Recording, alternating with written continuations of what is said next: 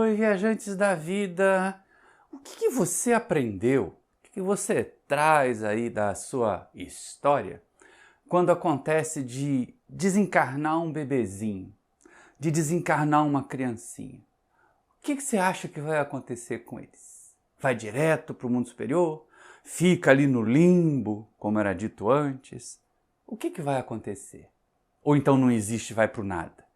Na nossa próxima viagem, nós vamos aprender com Kardec o que acontece com os espíritos que, habitando crianças, desencarnam muito cedo.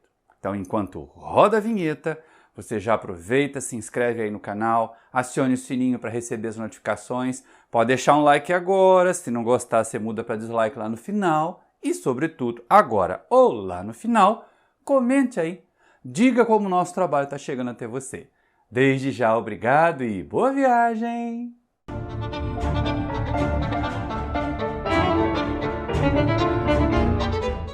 Queridos irmãos e irmãs do Centro Espírita Paulo de Tarso, mais uma vez vamos estudar e aprender com Jesus. Uma das questões mais complicadas, mais doloridas, quando nós tratamos da questão da reencarnação e da desencarnação, ocorre quando essa desencarnação ocorre na infância. Quando são bebezinhos que não vingam, que foram esperados, que foram aguardados ali naquela gestação e às vezes durante o parto acontece alguma coisa, ou logo depois, ou uma má formação, ou então mesmo um bebê já na fase ali do 1, 2 aninhos de idade, sofre um acidente, tem uma doença muito grave e desencarna. E aí aquela comoção, aquela dor grande da família, das pessoas em torno, principalmente se isso tem a ver com algum tipo de negligência ou de violência, vem também esse sentido de revolta que muitas vezes assoma alguns corações. E a gente se pergunta assim, mas o que acontece? Primeira questão, por que um espírito que gastou um tempo preparando a reencarnação, agora desencarna rápido e desencarna cedo? Segundo, o que acontece com esse espírito que estava numa forma infantil, estava com a memória apagada porque reencarnou e volta para o mundo espiritual? Ele continua criança? Ele assume direto a forma adulta? O que vai ser feito dele? O que acontece? É crença muito comum, é crença muito antiga até. Aquela ideia de que morreu na infância, virou anjo. Isso dentro da cultura judaico-cristã. Nós temos essa ideia de que aquele serzinho que não cometeu erros, que não apresentou maldades, que era frágil, é um anjinho. A gente olha para o berço, vê aquela coisinha bonitinha, rechonchuda, aqueles olhos da cor que for, não interessa, muito vivos, olhando para tudo, tentando apreender o mundo. A gente imagina, a gente tem o desejo de que aquele serzinho ali represente o que há de melhor na criação. Mas nem sempre é assim, né? Nós que estudando a doutrina espírita vemos que é uma sucessão de experiências. Cada encarnação nós continuamos do ponto em que deixamos a encarnação anterior, no aprendizado, nas conquistas, na melhoria, na nossa própria transformação. Então não dá para a gente ficar imaginando que vai dar um salto. E aí a gente pensa assim, mas então por que a crença comum? Aliás, é uma crença anterior até mesmo aos tempos de Jesus e dos hebreus. Mais ou menos ali uns 500, 1000 anos antes de Jesus, já havia lá na cultura celta a ideia de que crianças frágeis, moribundas, eram levadas pelas fadas para o mundo das fadas. Não era virar anjo, porque eles não tinham esse conceito de anjo, mas continuava sendo uma transição, uma transposição desse mundo de dores, de sofrimento, de provas, para um estado muito melhor. Pelo menos era a suposição de que o mundo das fadas fosse um mundo melhor daqui, um mundo mágico, um mundo com facilidades, um mundo sem as dores que a Terra apresenta. Então é lógico que, como isso faz parte do imaginário coletivo da Terra em todos os tempos, deve ter uma razão de ser. E aí, com um olhar espírita sobre essa ideia de que morreu, virou anjo, é dela que nós estamos partindo. Na verdade, nós estamos partindo do fato de que aqui no Livro dos Espíritos, em 3 questõezinhas só, 197 até a 199, Allan Kardec vai conversar com os amigos espirituais e aprender com eles o que acontece com as crianças quando morrem em tenridade. Quando o corpinho morre em tenridade, o que acontece com o espírito? Qual é a sorte, qual é o destino das crianças após a morte? Está aqui no Livro dos Espíritos, que é a obra que vai acompanhar a gente no estudo de hoje, na palestra de hoje. Mas com o olhar espírita, a gente pode pensar assim, olha, não pode ser uma coisa mágica, não pode ser uma transformação súbita. E é verdade. Nós sabemos que a escala espírita vai suavemente nos impulsionando da inferioridade até a angelitude. Sim, nós vamos em algum momento chegar à angelitude, mas isso é conquista dos milênios. Isso não é conquista de um instante. Não é por causa de uma transição, não é por causa da morte do corpo. Então, por que essa crença comum? E talvez caiba aqui a ideia de que assim, é para consolar. É para que nós nos sintamos consolados, confortados. Era um jeito de pais, de mães, das sociedades muito antigas, em que a mortalidade infantil era abundante, lidarem com essa sensação de perda. Nós, diante do luto, ainda hoje, nós não precisamos de ajuda para lidar com a sensação de perda?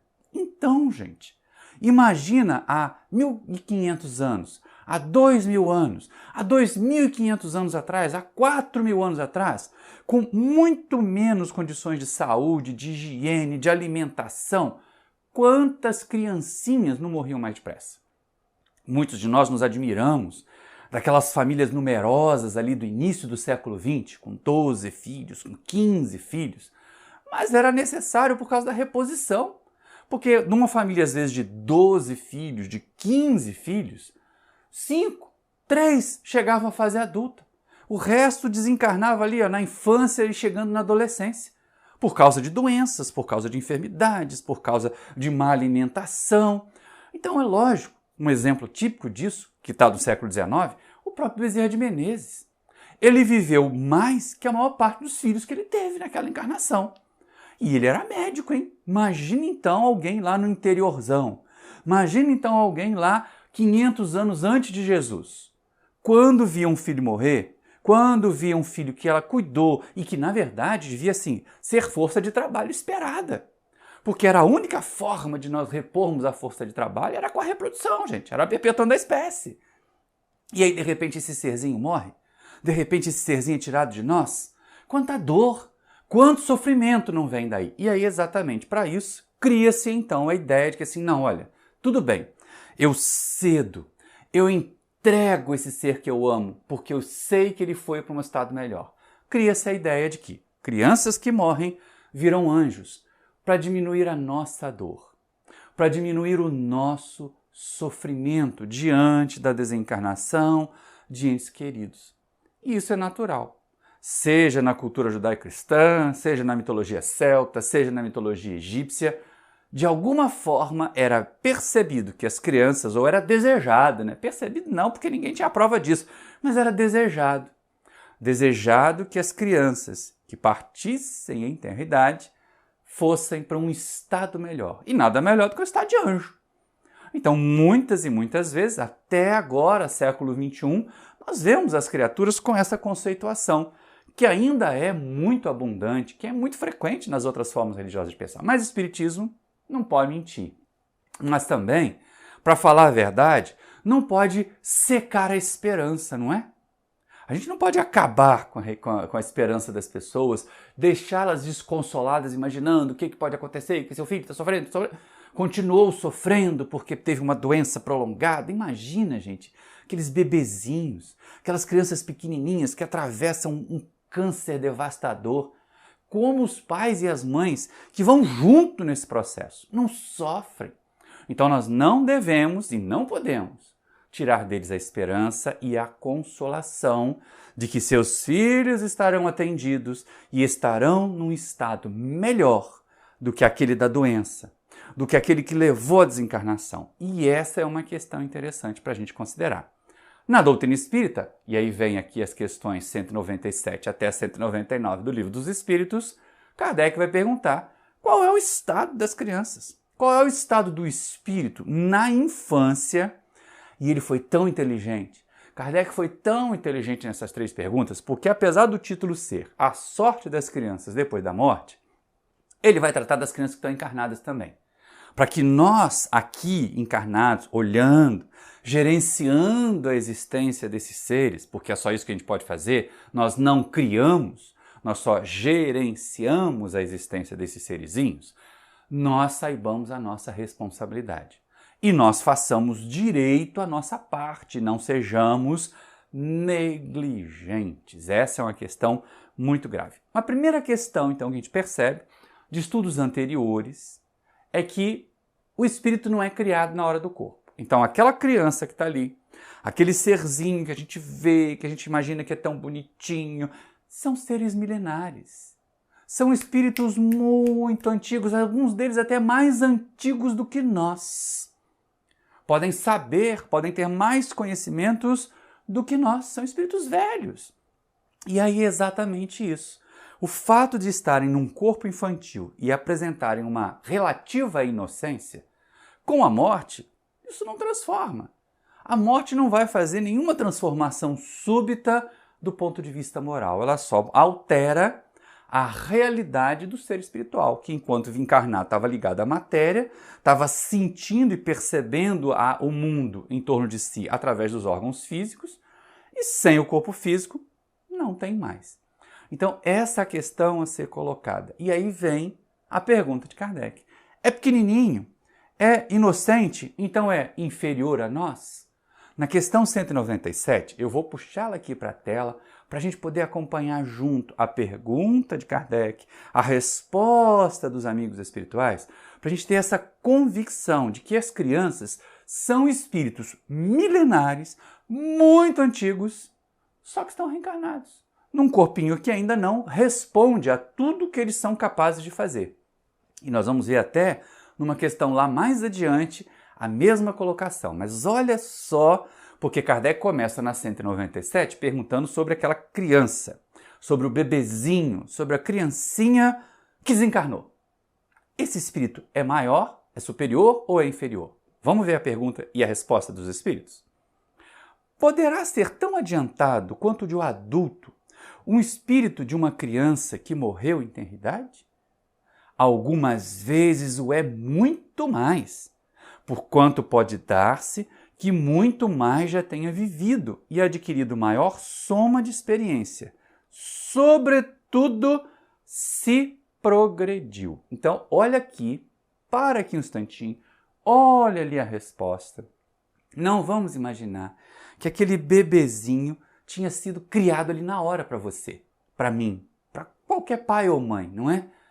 É um ser milenar, é um irmão nosso muito antigo que Deus nos empresta, para que nós possamos orientar os primeiros anos da sua existência, quando esse ser ainda não é capaz de cuidar de si mesmo. Mas inteligência, desenvolvimento, ele pode ter mais, se ele progrediu mais do que a gente. E essa é uma questão. Ali Kardec pergunta uma criança que morreu em tenridade, mas ainda fica assim, mas e aí? Fez a transição, fez a passagem para o mundo espiritual, volta a ser adulto ou continua criança? A resposta é depende. Depende da evolução. Quanto mais evoluído, mais rápido esse espírito toma posse dos seus conteúdos anteriores.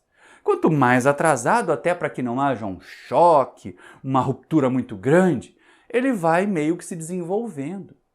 No livro Entre a Terra e o Céu, tem uma passagem muito interessante, em que André Luiz e a equipe de socorristas aqui, que vem ajudar no plano material, levam uma mãe cujo filhinho desencarnou para visitá-lo no mundo espiritual. E ele está numa espécie de colônia para crianças.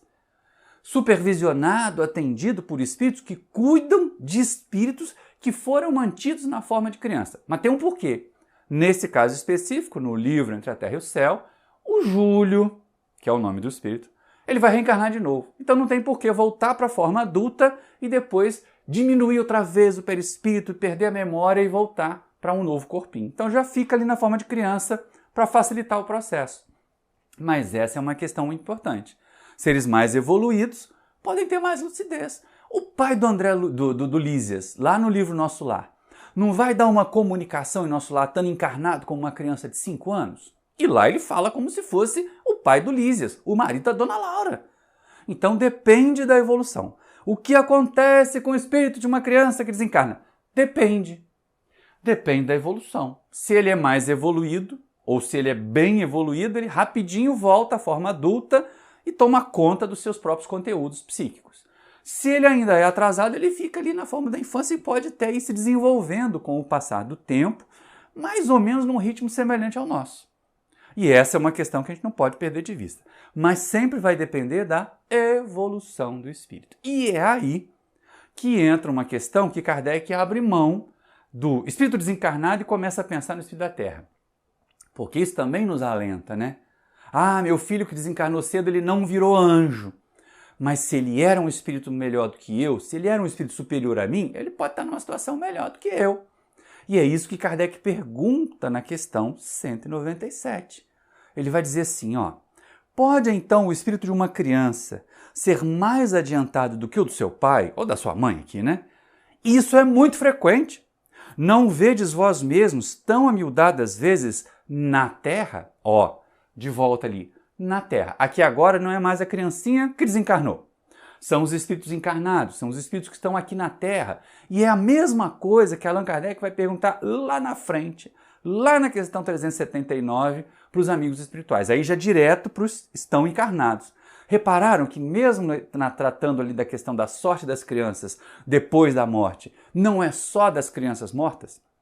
Não é só dos espíritos que desencarnaram? Mas principalmente para a gente olhar os que estão aqui, observarmos os que estão aqui. Na questão 379, a pergunta é ligeiramente diferente, mas a resposta leva para o mesmo tipo de percepção. Olha só. É tão desenvolvido quanto o de um adulto o espírito que anima o corpo de uma criança? Aqui está encarnado. E eles respondem: pode até ser mais, se mais progrediu. Apenas a imperfeição dos órgãos infantis o impede de se manifestar. Obra de conformidade com o instrumento de que dispõe. Ó, não é a mesma coisa? Essa questão 379 e as outras duas anteriores não estão falando a mesma coisa? Seja espírito encarnado, seja espírito desencarnado, o que conta é a superioridade moral. Mas essa superioridade ali, que embora a gente observe muitas vezes, principalmente a intelectual, né? Como os nossos filhos, os nossos netos têm mais agilidade intelectual do que nós. Como eles lidam com tecnologia melhor do que nós. E como nós também lidamos com tecnologia melhor do que a geração anterior à nossa, nossos avós, nossos pais, não sabem nem usar um controle remoto direito. Então é importante a gente estar atento a isso. Mas isso não é frequente. Nós temos na escala espírita espíritos de todos os graus. E pode acontecer de nós termos uma criancinha com um espírito encarnado muito atrasado, com muitas limitações intelectuais. E aí nós vamos observar uma série de limitações que dizem respeito a expiações, de espíritos que usaram mal a inteligência e vêm com limitações nela, de usaram mal o corpo físico e vêm com limitações nele, e estão ali nos corpos de criança, passando por experiências muito dolorosas. Vai lá ver no livro Céu e Inferno o caso do espírito Marcel, que é uma criança, e o quanto sofrimento ele tem. Mas por quê? É um espírito velho, é um espírito milenar, que está ali, ó, tentando realizar o seu progresso e espiando suas faltas. Então essa é uma questão importante, né? A criança simplesmente vai ser um reflexo do espírito que está encarnado nela. Não é um anjinho, não vai virar um anjinho, portanto, se aquele corpinho que é pequeno morrer antes do tempo. E a gente começar a perceber que elas vão precisar ter então algum destino. E aí vem aquela ilusão. E Kardec, no seu tempo, pensa bem, gente, vamos voltar aqui um pouquinho, fazer uma pausa. Mesmo no tempo de Kardec, mesmo em meados do século XIX, a mortalidade infantil era muito grande. Não tinha vacina, não tinha remédio, uma simples gripe, um simples resfriado, uma arranhadura com metal enferrujado causava tétano, a criança morria. Então era muito abundante. E é lógico, mesmo na época de Kardec, aquela ideia de que morreu, virou anjo, prevalecia. Então ele tenta tirar essa dúvida. E o argumento de que morreu, virou anjo, para virar anjo, era assim, olha, essa criança não tem pecados. É um erro quando a gente olha a encarnação só, né? Quando a gente olha uma existência só, quando a gente imagina que o espírito foi criado ali junto com o corpo. É lógico, se o espírito fosse criado junto com o corpo, na criança ele teria muito pouco pecado, né? Ou muito pouco erro. Vamos tirar a palavra pecado da história aqui. Pouquíssimos erros. Então a gente tem que estar muito atento para não guardar esse clichê, não fazer essa associação equivocada de que o corpo reflete o espírito. Não, é ao contrário. O espírito vai determinar o que acontece. O espírito, o corpo ali, vai ser um mero instrumento, que às vezes, porque ainda está se desenvolvendo, o espírito não usa em plenitude, mas é um mero instrumento. E aí na questão 198, Allan Kardec traz esse jogo. Mas olha só, não fez o mal, por que então ele pode ir para o céu? Pode virar anjo. Não fez o mal, mas também fez o bem? O que é que caracteriza a evolução dos seres? Não é a prática do bem? Não é a sua transformação moral? Então, aquele ser que não fez nada, não fez nem o mal nem o bem, por que ele vai ganhar um prêmio?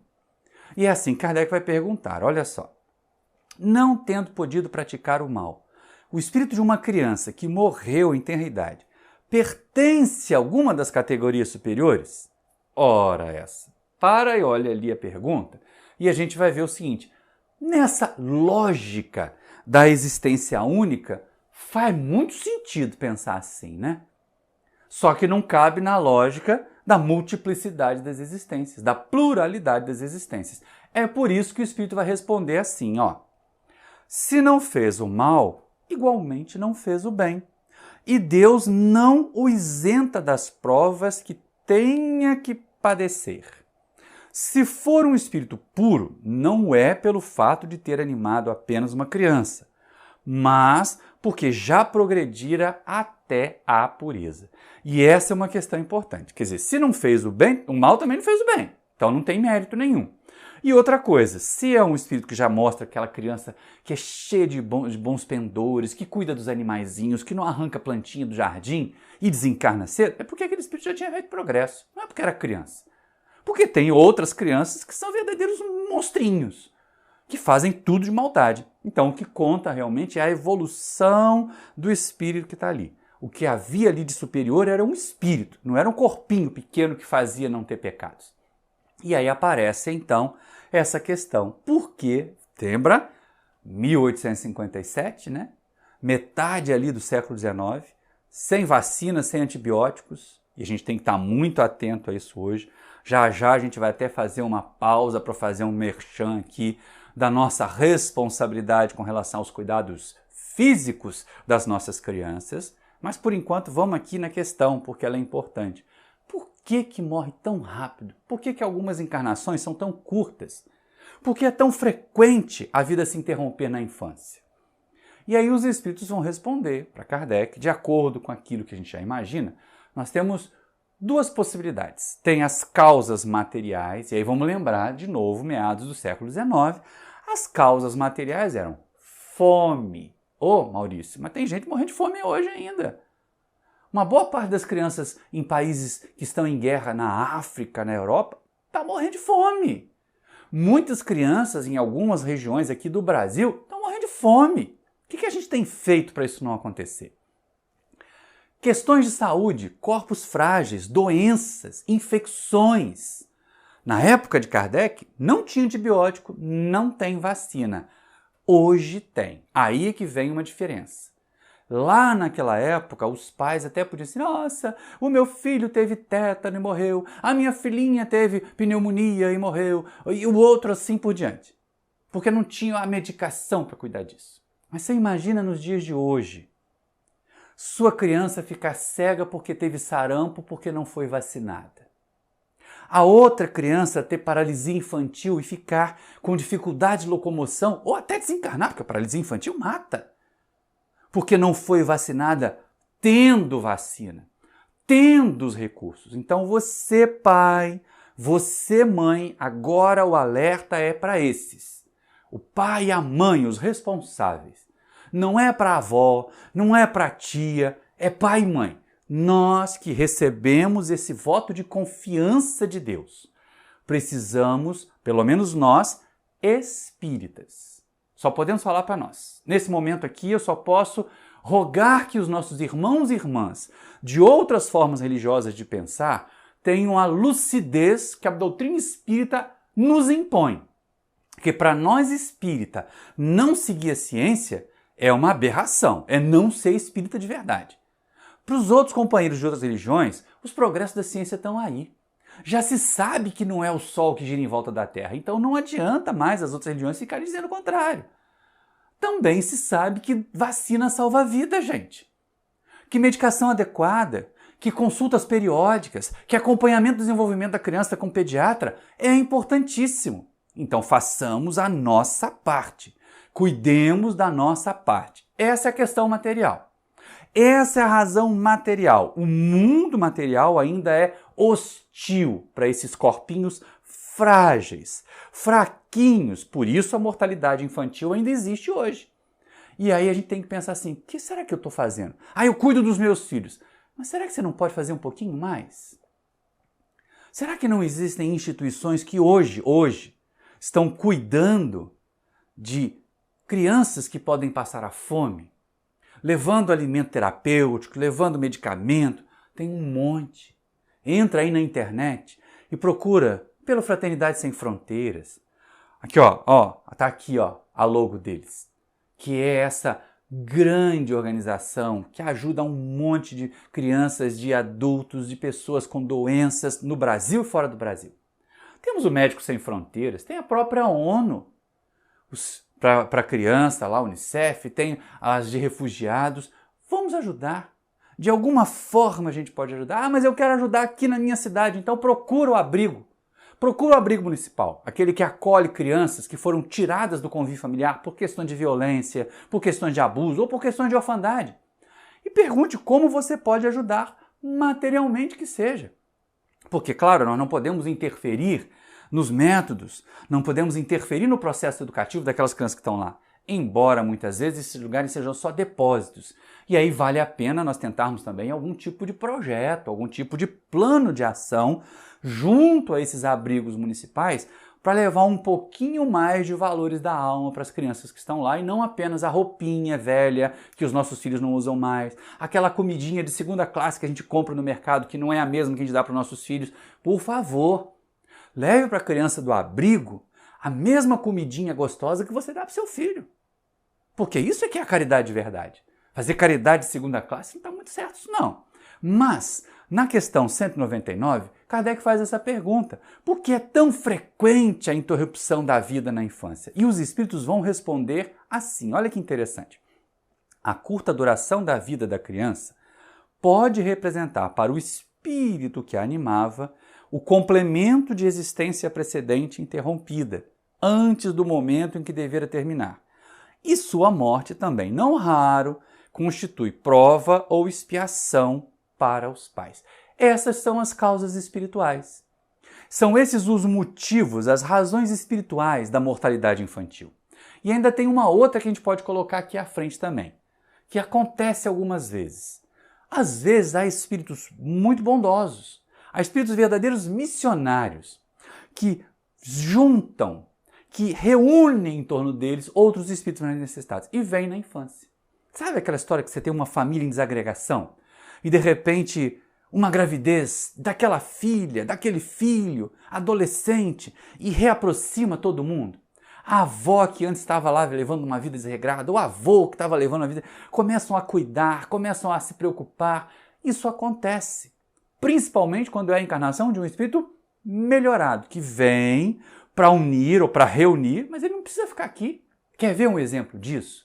Que está lá no livro Sexo e Destino do André Luiz, é quando Félix resolve reencarnar como neto da personagem Márcia para ajudá-la a voltar para os eixos, para trazer a avó de volta para os trilhos, porque ela é o único espírito que não tinha se melhorado ainda, até lá no final da obra. E como não teve jeito, melhorou um, melhorou outro, até o Cláudio, que era alcoólatra, dependente alcoólatra, se melhorou, teve um trauma muito grande, mas a Márcia estava lá, ainda inferior. Aí o Félix disse assim, eu vou reencarnar que eu vou ajudá-la, eu vou ser neto. E não é que dá certo? Então, algumas vezes é isso, são espíritos missionários que vêm para reunir trabalhadores em torno deles mesmos e ficam um tempo e depois eles vão embora e aí o trabalho já está feito. vai ver, por exemplo, no filme As Mães de Chico Xavier, quantas situações surgiram, quantos trabalhos surgiram de mães que foram lá trabalhar a dor da perda de um filhinho, que veio apenas para levá-las, para encaminhá-las ao trabalho. E também esse outro caso dito ali na resposta. Algumas vezes são espíritos devedores, ou são espíritos que vêm para complementar uma existência que terminou antes do que devia. Isso acontece com suicidas, isso acontece com muitas criaturas que gastam o corpo físico, embora não seja suicídio voluntário, mas que gastam o corpo físico com os excessos, e elas vêm, vivem uma vida ali só de reparação e depois vão embora. Então acontece muitas vezes. E aí é uma questão importante, que é o que está colocado ali do amarelinho. Frequentemente é uma expiação para os pais. É uma prova ou uma expiação para os pais. Quantos e quantos, volta ao filme As Mães de Chico Xavier, pela dor da chamada perda de um filhinho, não mudam a sua vida, não transformam a sua existência muito positivamente. Então, tem essa situação também. E é exatamente nesse momento, é exatamente aí nessa hora que Kardec faz a pergunta, que é a 199A, que dá título ao nosso trabalho, que inspirou o título do nosso trabalho. Quer dizer, a morte na infância não cria anjos. Quando Kardec pergunta assim, o que acontece com o espírito de uma criança que morre pequenina? Aí os espíritos poderiam dizer, não, ele vai para o mundo espiritual, ele se desenvolve, diz assim, começa outra existência. Simplesmente saiu daquela, entra na fila para preparar outra. Olha só. Então não tem angelitude por desencarnação de criança. O que acontece, o que precisa acontecer é a evolução. E é a única forma de se fazer justiça. Morrer na infância não transforma um espírito atrasado em anjo. Morrer na infância simplesmente encaminha aquele espírito para a fila de uma reencarnação. Só isso. Recomeça outra existência. É a resposta que os espíritos dão a 199A. Então a gente tem que estar muito atento a isso, tem que estar muito perceptivo. E exatamente por causa dessa resposta e da consequência dela, é que Allan Kardec traz ali então uma série de observações. Os comentários de Kardec, as observações de Kardec, algumas respostas, são muito interessantes. E ele começa chamando a nossa atenção exatamente sobre essa ideia equivocada de uma existência única. Existência única violenta a ideia que nós temos de Deus justo e bom ao mesmo tempo. Porque uma única existência e de repente a criatura passa aqui 5 aninhos e vai embora, vai ganhar o céu, mas ela não fez nada. Ah, mas ela não fez nada de mal também. A gente já respondeu isso na questão 198. Os espíritos já satisfizeram a gente ali. Então, se a gente só tivesse uma existência, a coisa ia ficar muito complicada. Metade das criaturas que desencarnasse cedo não ia ter felicidade. Deus seria muito malvado, né? De criar gente, deixar um tempo curto, e aquele que viveu mais tempo que se melhorou. É a mesma coisa de você pensar num presídio, dois presos que foram colocados ali pelo mesmo crime. Vamos imaginar um homicídio. Aí estão lá os dois, cumprindo sua pena, que é mais ou menos no mesmo tempo. Um deles tem uma rebelião lá e ele acaba assassinado na rebelião, pronto, morreu, criminoso. Mas o outro ficou lá os seus 20, 30 anos de pena, se recuperou, fez curso profissionalizante, caiu a ficha de que ele fez uma coisa errada, vem para fora, se transforma em uma pessoa útil na sociedade. Na hora que desencarna, em que posição estão os dois? Aquele que desencarnou lá na rebelião, que não teve o tempo para se melhorar, vai ficar no inferno? E o outro que se melhorou, mas porque ele foi preso, ele não vai para o céu? Então, olha só que coisa que é complicada, uma existência só. Uma existência só é muito complicado. Então, o que a gente vai observar é o seguinte, olha, 100 anos que seja, é muito pouco tempo para definir a eternidade, para definir o nosso estado na eternidade. É preciso mais. É preciso muito mais do que isso. E aí é que vem a questão, então, da pluralidade das existências. Da reencarnação, gente. É com a reencarnação que a gente consegue fazer a igualdade. Aquele que não fez aqui vai ter tempo numa outra existência para fazer o progresso que nós estamos fazendo. E o progresso que nós não conseguimos fazer e que outros estão fazendo, nós vamos ter a oportunidade de fazer. O que não deve relaxar ninguém, né? Não vou, para com essa história de que, não, na outra encarnação eu faço isso. Não é fácil conseguir outra encarnação. Tem uma fila gigante. Então tenhamos cuidado para aproveitar o máximo, para valorizar o máximo a encarnação que nós temos aqui. Essa é a questão. Porque nós vamos colher sempre o resultado do nosso progresso. Não há prêmios na lei divina, porque senão não seria justa. Não há condenações permanentes na lei divina, porque senão não seria boa. Então é uma justiça que é boa e uma bondade que é justa. Isso só acontece se nós tivermos tantas oportunidades quantas necessárias para nós mesmos construirmos a nossa felicidade. Você está trabalhando pela sua felicidade? De vez em quando eu faço aquela avaliação da minha vida assim, olha, estou gravando esse vídeo, hoje é um domingo, tá? Só para deixar vocês mais claros, é um domingo de tarde. Né? Então, estou gravando esse vídeo, podia estar fazendo outras coisas, que coisa melhor? E aí não passa pela minha cabeça algo melhor se não estar aqui conversando com vocês agora? Ah, isso é fanatismo, Maurício. Não. Isso é uma compreensão de que melhor do que isso aqui, só se eu estivesse em algum outro lugar ajudando algum doente, limpando feridas, alimentando algum faminto. Vocês repararam Jesus dizer, meu pai trabalha até hoje, eu trabalho também? A gente tem que ter descanso, sim, descanso é necessário. Férias são necessárias. Ai, como é bom férias, aí eu gravo mais vídeo. Mas, né, que não amolente os nossos corpos, que não nos faça acomodar. Porque nós precisamos ter mérito e ter responsabilidade. Nós somos responsáveis pela nossa felicidade. Nós somos responsáveis pela nossa desgraça. Assim também como as crianças. E essa é uma questão que não pode ser deixada de lado. Porque muitas vezes, e isso é uma questão que a gente também tem que estar muito atento, e Kardec discute aqui no comentário da questão 199, muitas vezes as pessoas imaginam, é porque a criança é inocente, não tem responsabilidade, não tem culpa. Não tem a responsabilidade de agir conscientemente. Às vezes não pensou. Eu me lembro da minha infância, um coleguinha de infância, lá na faixa dos 5 anos, apareceu um gatinho sarnento desse tamanho assim.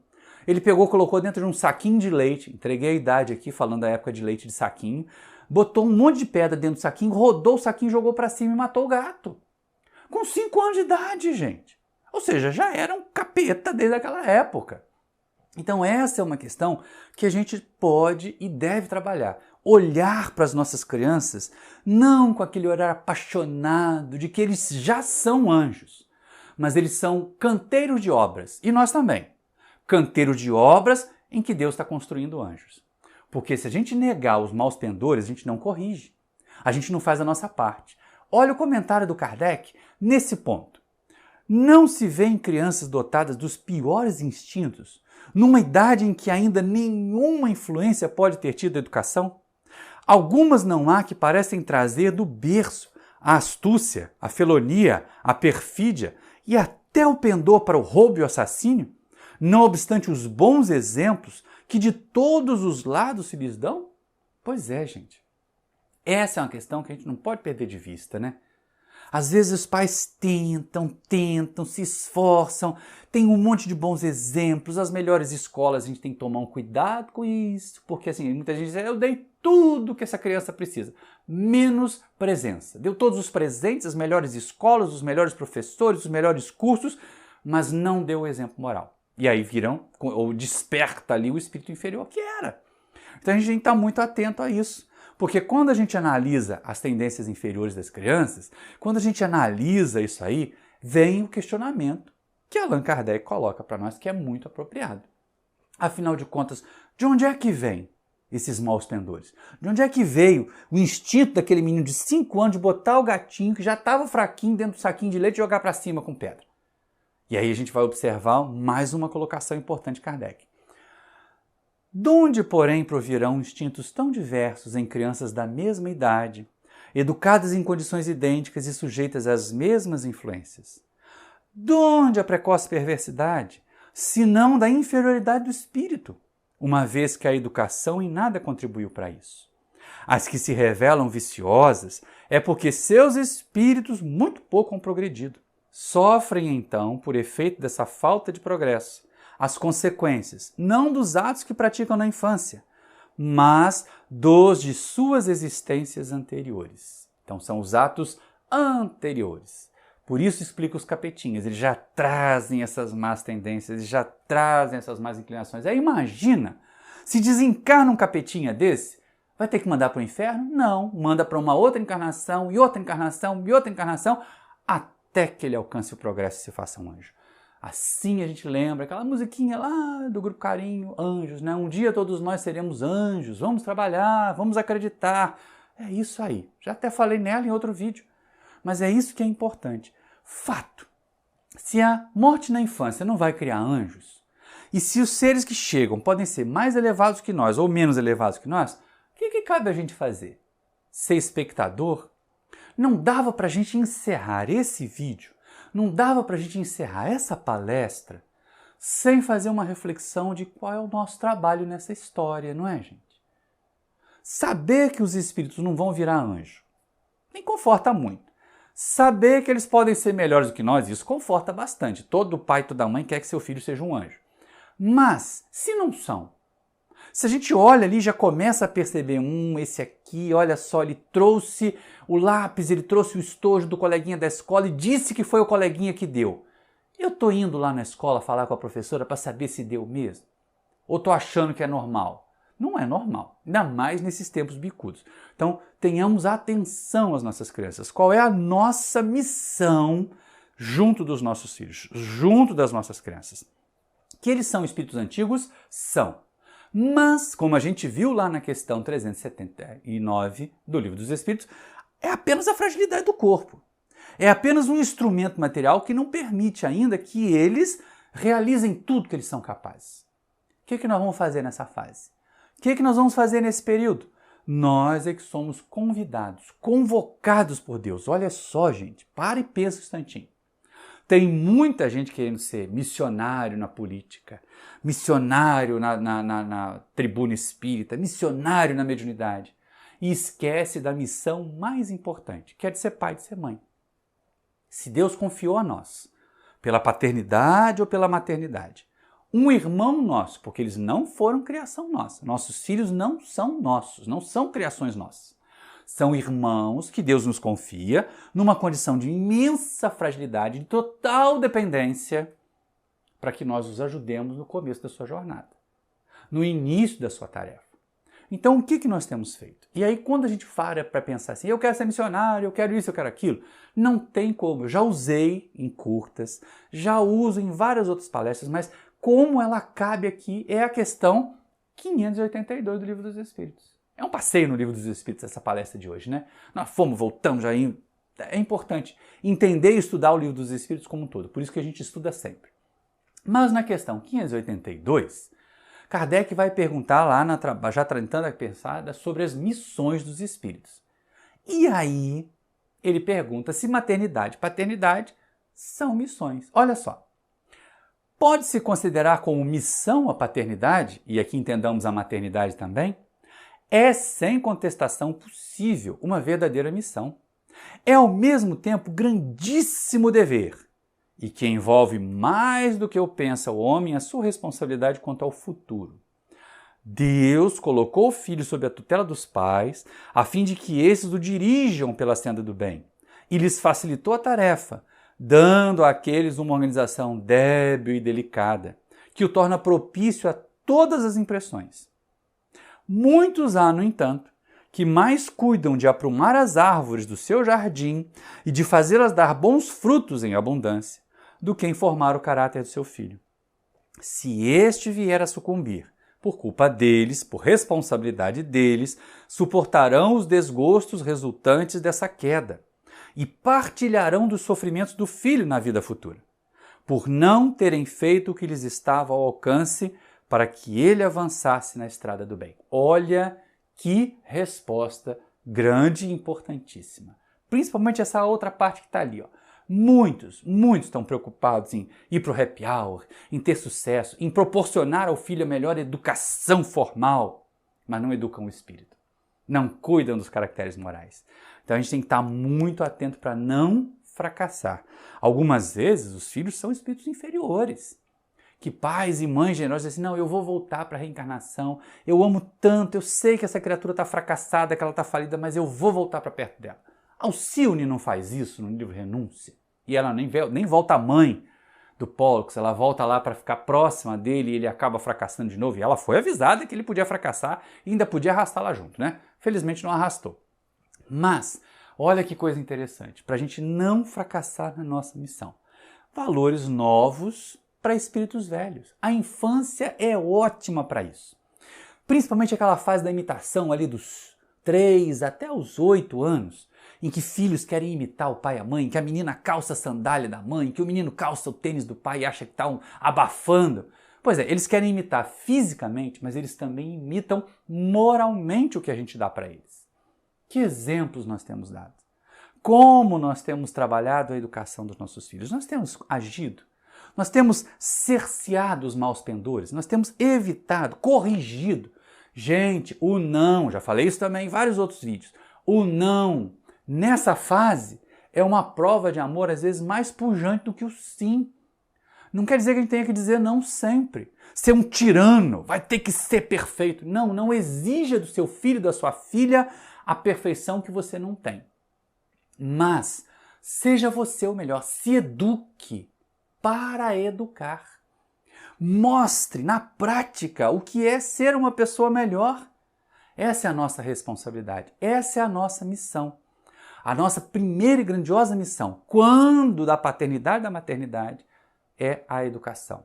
É o impulsionar esses filhos, essas filhas para o progresso. E algumas vezes não dá certo, né, gente? Ó, os pais tentam, se esforçam. Várias obras aí, principalmente romances, estão cheios desses casos de pais amorosos, generosos, que se esforçam, que tentam, que amam e que às vezes não conseguem, não têm realmente a condição de fazer. Mas essa é uma questão que a gente não pode perder de vista. Cada um de nós vai fazer, no limite do seu conhecimento, da sua capacidade, o melhor. Dar os melhores exemplos, principalmente quando eles são pequeninos. Pega e leva para a evangelização. Não tem essa de quer ficar vendo desenho animado. Não tem essa de quer ficar jogando online. É hora da evangelização, é hora da evangelização. Ainda mais agora com a evangelização online também que está tendo. Pausa tudo e vai lá participar da aulinha junto com ele. Aqui no Paulo de Tarso, a Helena teve uma ideia genial. Agora é a evangelização da família, porque mantida online, os pais participam também, juntinho ali dos filhos. E isso é muito importante. Faça isso. Se você tem, na fase dessa responsabilidade, filhos adultos, vão ser responsáveis por si mesmos. Mas enquanto eles estiverem dependentes de nós, tem aquela velha frase, comeu do meu feijão, tem a minha religião. É nosso dever. É nosso dever apresentar para eles o que é melhor. O espiritismo não é bom para você? Você não está aqui me vendo, me ouvindo, porque acha essa doutrina que está aqui no Livro dos Espíritos boa para você? Então por que você não vai apresentá-la para o seu filho e para sua filha? Temos que apresentar, da forma que eles são capazes de assimilar. Não adianta pegar o Livro dos Espíritos e ler para uma criança de 3 anos. Ela não vai entender, a menos que seja um espírito muito evoluído. Mas aí não é o caso, no caso geral. Então, vamos lá para a aulinha de evangelização, vamos lá para o livrinho de historinha, com desenho, com figurinha. Tem um monte de livro espírita assim.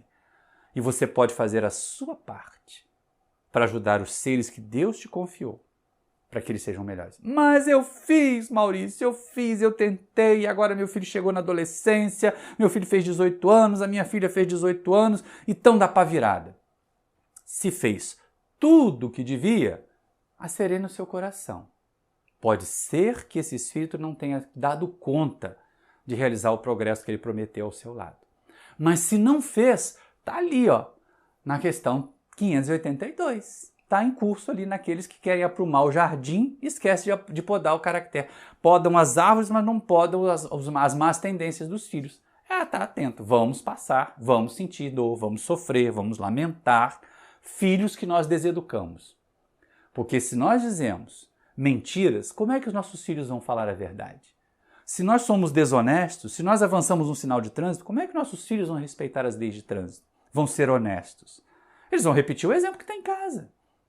Agora, se nós fizemos tudo, se nós evangelizamos, se nós cuidamos e ainda assim não deu certo, aí a gente está naquele caso de que você, eu, qualquer um de nós que temos filhos assim, rebeldes demais, refratários demais ao progresso, aos bons exemplos, são daqueles espíritos que estavam lá sofrendo nas regiões de sofrimento e a gente diz assim, não, eu amo tanto, eu vou voltar. Está na hora de eu reencarnar, deixa eu levar esse aí para ver se eu ajudo. No livro Renúncia, já citei Alcione, deixa eu citar de novo o livro Renúncia, tem o personagem Antero de Oviedo, que é o primo de Madalena Villamil. E ele tem apaixonado por ela, ele se desvia, ele se torna mercador de escravos, acaba sendo assassinado. O que a espiritualidade faz? Não, volta para lá. Você vai voltar parente entre muitas aspas, né? Mas vai associar a sua vida a Madalena e Alcione para ver se você progride. E ele aceita. E ele volta, não volta filho nem neto da Madalena, mas ele volta filho de libertos, olha só, um mercador de escravos, nasce de escravos libertos, cheio de deficiências físicas, é rejeitado pelos patrões, para não ser assassinado os pais entregam a Madalena Villamil e o Robbie é criado como se fosse filho até o momento da sua desencarnação. Mas aprendeu, mas se renovou. Ele fez, alguns não fazem. Alguns até prometem, mas não cumprem. Nós também não somos assim? Então, algumas vezes vem aquele peso, meu filho se desviou, será que a culpa é minha? Se analise. Se você disse todos os nãos para educar que devia ter dito, se você deu os melhores exemplos, a culpa não é sua. E é isso que Allan Kardec vai perguntar aqui na questão 583. Olha como ela é interessante. São responsáveis os pais pelo transviamento de um filho que envereda pelo mau caminho, apesar dos cuidados que lhe dispensaram? Não, respondem os espíritos. Porém, quanto piores forem as propensões do filho, tanto mais pesada é a tarefa e tanto maior o mérito dos pais se conseguirem desviá-lo do mau caminho. Então, você que está vendo aí agora, você que está olhando ali na tela, alivia a sua consciência. Se você fez tudo, né, apesar dos cuidados que foram dispensados, se dispensou todos os cuidados necessários, entrega para Deus. Diz assim, Senhor, eu fiz a minha parte. Cuida do meu filho e da minha filha, porque eles jamais estarão desamparados. E os corações que amam de verdade, provavelmente vão numa outra existência pedir para voltar.